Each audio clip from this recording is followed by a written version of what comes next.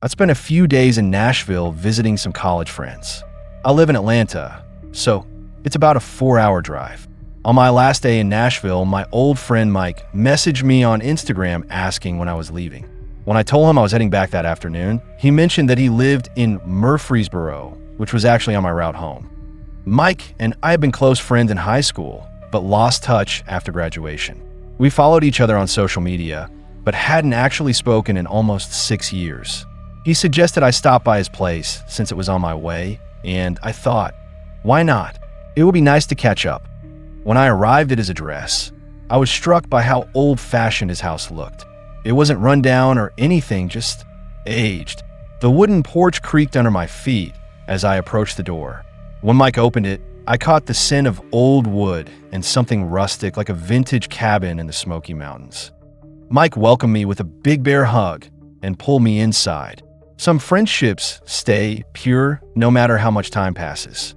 The interior matched the exterior, furniture that looked like it was from the 80s and hardwood floors that announced every step with a soft creak. It had a certain southern charm, like stepping into another time. We settled in his living room, catching up on life while drinking bourbon. It was around 7 p.m. by then. One drink turned into two into three, and before I knew it, I was pretty drunk. The warmth of the alcohol made the room feel smaller, cozier, but also somehow heavier. Hours passed like minutes. Eventually, Mike asked the question I anticipated. Listen, man, you've got a long drive back to Atlanta. Why don't you just crash here tonight? I hesitated, but he was right. I wasn't in any shape to drive. I agreed and asked if I'd be taking the couch. No way, he said.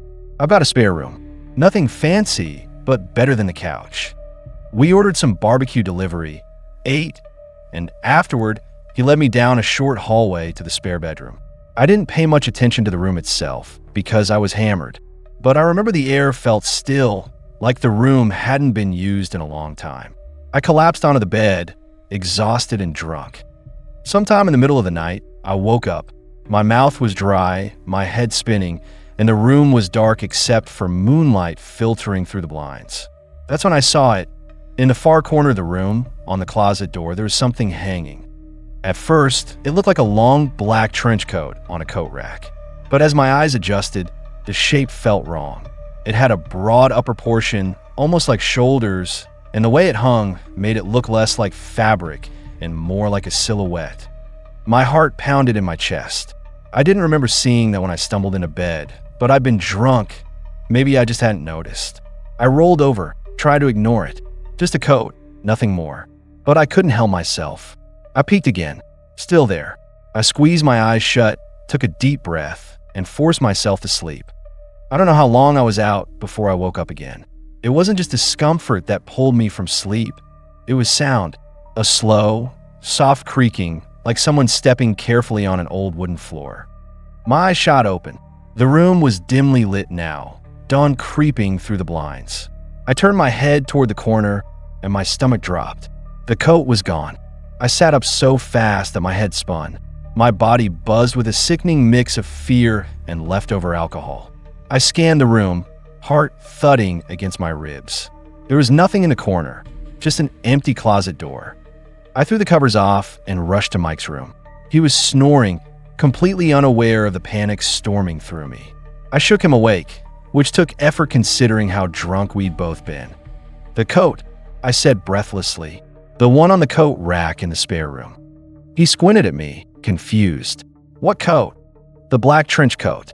The one hanging on the closet door. It looked almost like a person. Mike sat up, looking more awake now. I don't own a trench coat, man. I don't even have a coat rack in that room. I stared at him, waiting for him to say he was messing with me, that this was some kind of joke.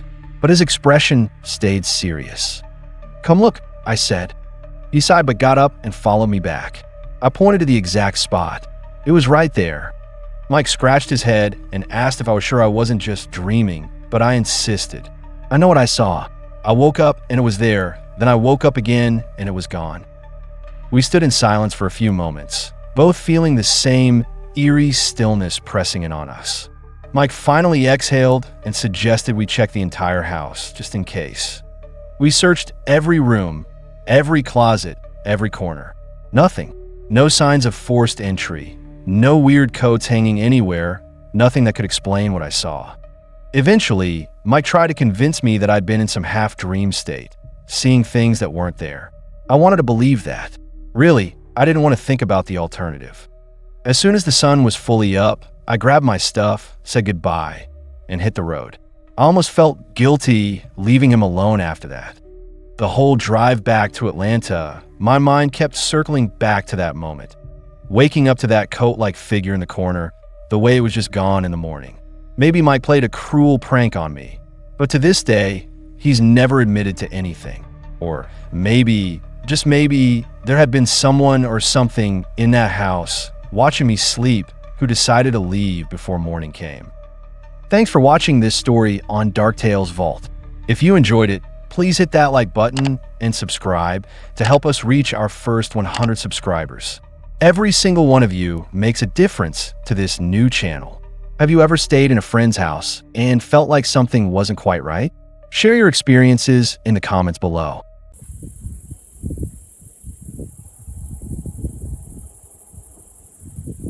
This happened when I was 17. I was on a summer trip with my parents and my friend Lily. We were headed to Cedar Point in Ohio for a weekend of roller coasters and fun. The plan was to drive from our home in Michigan, which was about a 5-hour journey. We planned to stay at a campground near the park, but we hadn't made reservations in advance. Big mistake. When we arrived in Sandusky in the early evening, we discovered that our visit coincided with the annual Lake Erie Music Festival. Every campsite within 20 miles was completely booked. My dad spent nearly an hour calling different places, but we couldn't find anywhere reasonably priced or close to Cedar Point. Our only option was to find a spot to camp in nature. After some searching online, my dad found a state park with a small parking area near a hiking trail that led to the shoreline. When we arrived, there were a few people finishing up their evening hikes. My dad asked one woman if overnight parking was allowed and if it was a good spot to stay. She told us it was perfectly fine and that park rangers rarely came by this particular lot. Based on this information, we decided to sleep in that small, secluded gravel parking lot surrounded by dense forest. A short walk away was a small beach area on the lake. We considered setting up our tents there, but something told me it was safer to stay in the parking area. As we unloaded our camping gear, I noticed a beat-up Chevy Impala parked at the far end of the lot. It looked abandoned, dented, slightly rusted, with what appeared to be a cracked windshield. There was nobody inside. I found it strange since it was already evening and no hikers remained in the area, but I didn't think much of it at the time. We set up 2 tents, one for my parents and one for Lily and me. The tents were placed close together near our SUV. After getting everything ready, Lily and I made our tent cozy with blankets and pillows. We watched videos on my phone and snacked on chips and candy. By this time, it was around 11 p.m. We decided to get some sleep so we wouldn't be exhausted for Cedar Point the next day. My parents were already asleep in their tent. Lily and I were just scrolling through Instagram when we heard a metallic sound from the parking lot, like a shovel being thrown onto gravel. We both froze. "What was that?" Lily whispered. Too scared to look out the tent window, we stayed silent and listened. The sound had come from the direction of that abandoned Impala. Then we heard what sounded like a shovel being tossed into a car trunk, followed by the trunk slamming shut. The car's engine started with a roar, and we heard it speed away like someone was trying to make a quick getaway. Lily texted her cousin who lived near Sandusky, telling him where we were staying. He replied immediately, warning us that the beach area was known for drug drops and that police had found several bodies there over the past few years. We had no idea. There had been nothing about this in the tourist information. About 10 minutes passed in silence after the car left. Lily and I had started to calm down when suddenly we heard the most blood-curdling scream coming from the woods. It was a man's voice filled with terror or pain. I couldn't tell which. We were absolutely horrified. I immediately texted my mom, telling her we just heard a scream. When she didn't respond, I called her phone to wake her up. She finally answered and said neither she nor my dad had heard anything. She reassured me it was probably just an animal, but there was no way that scream came from anything but a human. Lily and I huddled on our blankets, terrified. Every minute felt like an hour. Even though it was midnight, we were too scared to sleep. Suddenly, everything became eerily silent. Then my blood ran cold. I heard footsteps. Someone was walking around our tents, moving slowly, deliberately. Lily and I sat up, frozen with fear. I turned off my phone so its light wouldn't show through the tent fabric. There is absolutely no reason for anyone to be circling our tents in the middle of the night. The footsteps moved around our tent first, then tore my parents' tent, and finally circled our car. The person stopped, seeming to study our tents. There was complete silence for a moment. Then I heard the same car from earlier returning. Its headlights illuminated our tents, and Lily and I quickly laid down to avoid casting shadows. I gathered enough courage to peek through the small tent window. I saw the car door slam shut before it sped off again. I felt relieved when the person left. From my position, I could see the road they'd driven down. 5 minutes later, I saw a police car racing in the same direction, lights flashing, but no siren. Nothing else happened that night, but Lily and I were still shaken. We decided to sit in our locked SUV to feel safer. I stayed awake until around 5 a.m., keeping watch while Lily eventually dozed off beside me. After sunrise, we finally moved back to our tent and, out of sheer exhaustion, fell asleep. We woke around 9 a.m., completely drained. I told my mom everything, and she revealed she had also heard the footsteps. When the person was near their tent, she'd heard heavy breathing, the kind you hear in horror movies during threatening phone calls. She had been terrified too, but my dad had somehow slept through the entire thing. Without hesitation, we packed up and left as quickly as possible. None of us wanted to stay there any longer. Despite the terrifying night, we tried to enjoy Cedar Point that day. But that evening, curiosity got the better of me, and I researched the area where we had camped. What I found made my stomach drop. Just 2 weeks before our visit, a man had been found murdered there, apparently due to a drug deal gone wrong. Even more disturbing, 3 people had gone missing from that exact beach area in the past year and had never been found. I couldn't stop thinking about it. What if the person walking around our tents had been checking to see if there were any witnesses? What if we had been in serious danger without realizing it? Even now, I still think about that night. Who made that horrifying scream? Why was someone using a shovel in the middle of the night? And what were the police chasing? Have you ever found yourself in a situation where you realized too late how much danger you were actually in? Let me know in the comments below.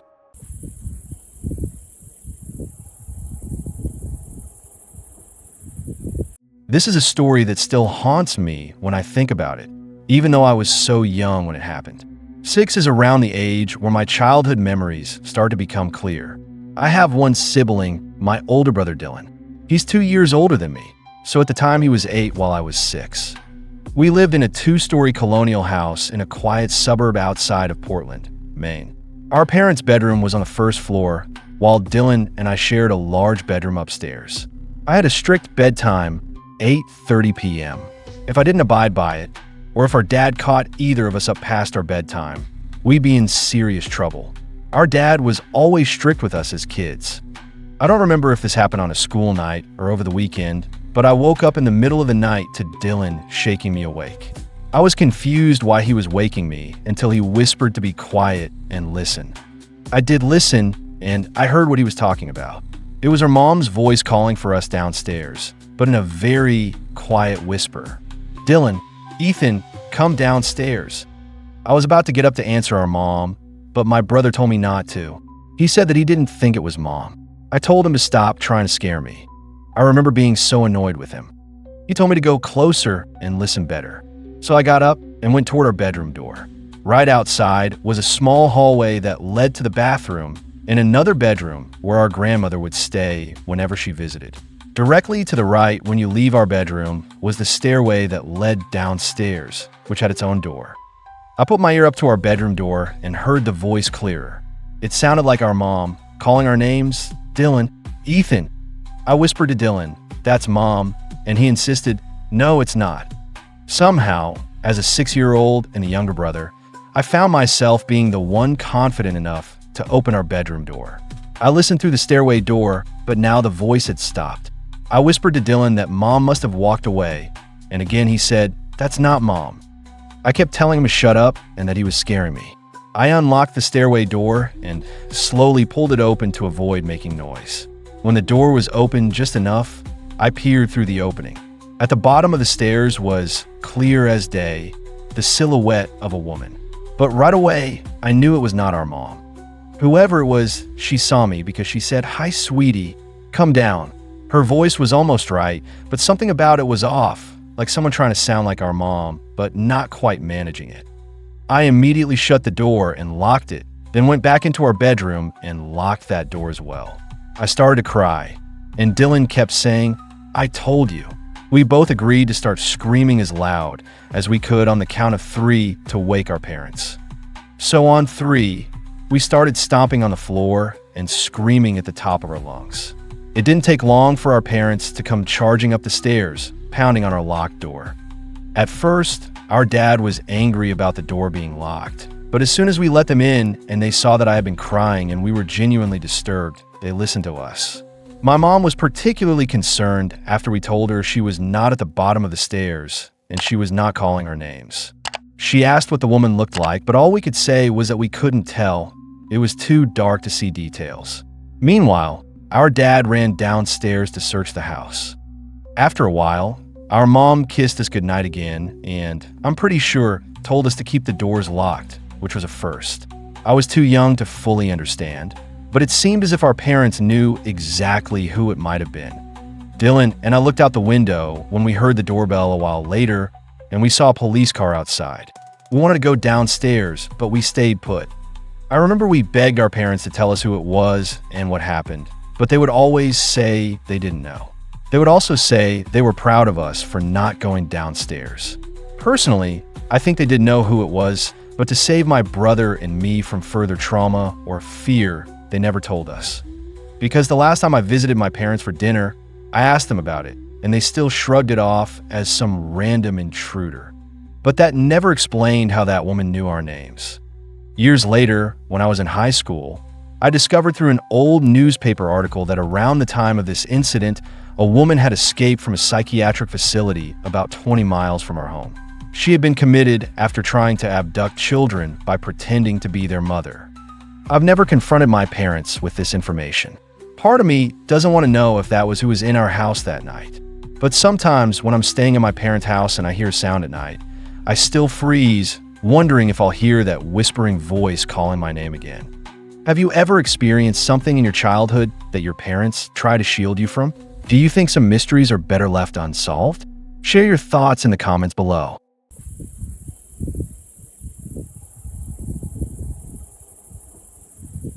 This happened when I was 16. I was still in high school and didn't have a car yet.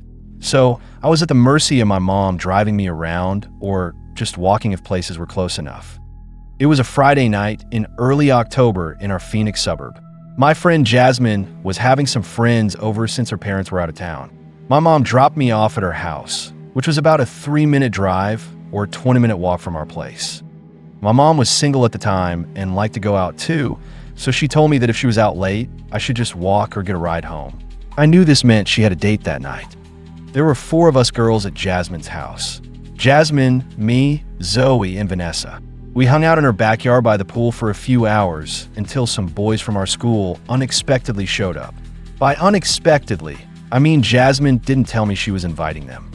I was annoyed because one of the boys that showed up was Ryan, who I had some history with and really didn't want to see. Jasmine thought she was being cute by inviting him without telling me because she wanted us to work things out. It was just an awkward mess. There were 4 boys and 4 girls, but I just wasn't feeling it. After about an hour of this uncomfortable situation, I decided to leave. I made sure to text Jasmine how upset I was as I walked home, and she kept replying, "OMG, come back," and apologizing. I forgave her, but still wanted to go home. I've been walking for about 5 minutes when I slowed down, thinking I heard footsteps behind me. When I reduced my pace, I confirmed that I heard footsteps that weren't mine. I turned around and saw a middle-aged man with a hood pulled up over his head and his hands in his hoodie pockets. He was smiling at me and said, "How you doing?" I responded with a quick, "Hi," and turned to keep walking. We were in the suburbs and people do walk around, so I try not to worry too much, even though it was around 10:30 p.m. 5 more minutes passed, and every time I glanced around, that man was still behind me, more or less at the same distance, maybe a little closer each time I looked. It wasn't a straight path home. I had to make multiple turns onto intersecting streets, and each turn I made, he was still there. I was texting my friend about it when a man spoke again. "Isn't it such a nice night? Love this weather." I mumbled, "Yeah," and that was it. I started walking just a bit faster, but not enough to make it obvious I was trying to get away. The man spoke again, and every time he opened his mouth, part of me died a little more inside. Why was he talking to me? Why was he following me? He asked, "Are you from the neighborhood?" I replied, "No," making my answer short and firm. The man chuckled. I started messaging all my friends for help, asking if one of the guys could come pick me up. Ironically, Ryan, the boy I was trying to avoid, was the one who responded saying he was on his way. Then the man behind me said something that changed everything. "I'm not going to hurt you. You live by Desert Springs High School, right?" I turned around, and he stopped in his tracks. He was still smiling, but now his smile seemed more sinister, more threatening. I screamed, "Leave me alone," and started to run. I heard the man running behind me, catching up. At that point, it was my life on the line, so I started screaming as loud as I could. "Help me! Somebody help!" I wanted everyone in the houses to wake up. The man dropped his nice guy facade and yelled, "Shut up, you little..." My screams must have scared him off because he obviously didn't want witnesses. He ran away into the darkness, and I saw lights in several houses turning on. An older couple came out of their house, and I explained that I almost got kidnapped. I stayed there in front of their house until Ryan arrived to pick me up. It was only about a 1-minute drive after that. My mom wasn't home. She was still out and wasn't answering my texts. I didn't want to be alone, so I invited Ryan in to stay the night. I know he was probably thrilled, but this wasn't about that. We were up late, just talking and trying to calm my nerves, when we both heard footsteps circling the house. My bedroom in that house was upstairs facing the backyard. We heard the gate to the backyard opening. My mom would never enter through the backyard, so something was definitely wrong. I held back from yelling out, "Mom," and instead, Ryan and I looked out the window, watching and listening. We didn't hear any more sounds for a moment. We were expecting to see someone walking around the yard, but instead, we both heard a man's voice say, "I see you up there." I let out a very audible gasp and stepped away from the window. Ryan yelled something like, "We're calling the cops, you freak." And that's exactly what we did. The fact that this man knew where I lived, he probably knew who I was. What if he had been watching me for days? What if he knew I was going to Jasmine's house tonight? Ryan did most of the talking on the phone with 911. Looking back, I know he tried really hard to be brave for me, and I appreciated that. I was honestly so happy he was there. The police showed up, and their presence made me feel safer. Even just giving them a description of the man made me feel better, like at least something was being done. My mom got home soon after, and she was just as freaked out as I was. They kept a police car parked on our block for a few hours as a deterrent. Thankfully, from that night on, I never walked anywhere alone after dark. I was even scared to go into our backyard for months. My mom had our uncle come over and install an entire security camera system. He made no effort to hide the cameras. They were on full display to deter that creepy man and any other potential stalker. I'm glad to say the story ended there, because this incident prompted my mom to sell that house about a year later, just because she hated seeing me living in constant fear. We never found out who that man was or why he targeted me. Do you ever wonder how many times you've narrowly escaped danger without even realizing it? Or how many strangers have watched you go about your daily routine? Share your thoughts or similar experiences in the comments below.